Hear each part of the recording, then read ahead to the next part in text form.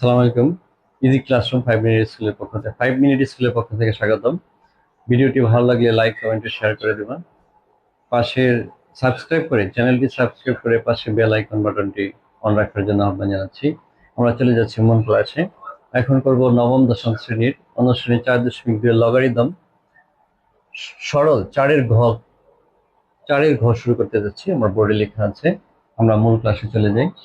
এখানে প্রথম স্টেপে আমার অঙ্কটা লেখা আছে, আর দ্বিতীয় স্টেপে কি হবে সেটা বলছি। লগ ই ভিত্তিক a cube b cube c by c cube plus log ই ভিত্তিক b cube c cube by d cube plus log ই ভিত্তিক c cube d cube by a cube minus 3 log ই ভিত্তিক বি স্কোয়ার সি ই ভিত্তিক b square C. এটা লেখা আছে আমার। এখন আমরা কি করব, এটা এটা এটা তিনটা সম্পর্ক এখানে আছে, প্লাস প্লাস এখানে লগ ই আছে, লগ ই ভিত্তিক আছে, লগ ই ভিত্তিক আছে, তিনটা থেকে আমরা লগ ই কমন নিয়ে নিব। লগ ই ভিত্তিক এটা কমন নিলাম। আমরা কি জানি, লগ এর নিয়মে কমন নেওয়ার পরে এটা মাঝখানে যে প্লাস থাকে তার পাশে ই ভিত্তির উপরে যে সংখ্যা থাকে সেটা ইনটু আকারে লিখতে হয়। আমি আবার বলছি, লগ এরকম যদি প্লাস আকারে লেখা থাকে এবং আমরা লগ ই ভিত্তিক কমন নেই, তাহলে ভিত্তির উপরে যে সংখ্যা এটা হবে ইনটু। কেন ইনটু হবে? প্লাস থাকলে ইনটু হয়, আর মাইনাস থাকলে ভাগ হয়, ডিভাইডেড হয়। যেহেতু ইনটু আছে আমরা কি করব, গুণ করব। প্লাস আছে, সরি, যেহেতু প্লাস আছে এখানে আমরা কি করব, ইনটু আকারে লিখবো এই সংখ্যাগুলি। লিখি একটা একটা করে। A cube b cube c cube, এই প্লাস আছে এই জন্য দিলাম into b cube c cube by d cube.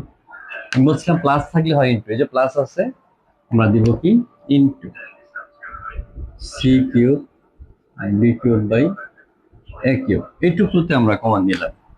এই লগ ই এটুকু এখানে কমনে আসি নাই, এই পর্যন্ত টুকুর মধ্যে লগ ই ভিত্তিক কমন নিলাম। এখন এই পাশে আসি, মাইনাস লগ ই ভিত্তিক বি স্কোয়ার সি।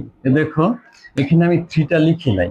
আমরা জানি ভিত্তির উপরে সংখ্যা, এই সংখ্যার উপরে পাওয়ার আকারে যদি যে সংখ্যাটা থাকে সেটা সামনে আসে, সামনে থেকে আবার চলে গেলে সে পাওয়ার আকারে যাবে। যে ভিত্তির উপরে সংখ্যার মধ্যে পাওয়ার আকারে যাবে, এইগুলো পাওয়ার আকারে। আমি কি বলছি, লগের আগে যে সংখ্যা থাকে সেটা ভিত্তির উপরে সংখ্যার মধ্যে পাওয়ার আকারে যাবে, এই যে পাওয়ার আকারে লিখলাম।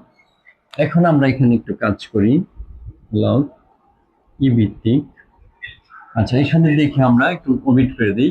এ কিউব কাটা গেল, ওমিট করে দিলাম।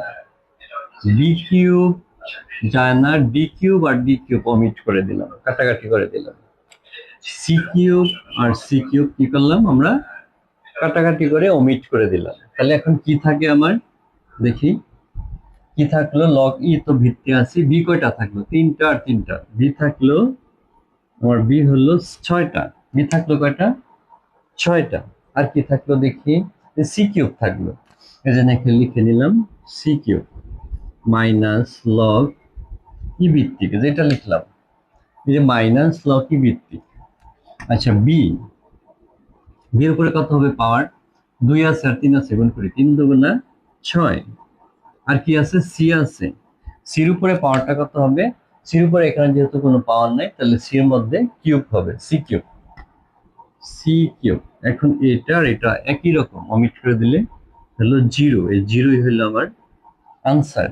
কেন অমিট হয়ে গেল, ই ভিত্তিক B to the power 6 C cube, এটা হলো প্লাস ওয়ালা, এটা হলো মাইনাস ওয়ালা, বি লগ ই ভিত্তিক B to the power 6 C cube.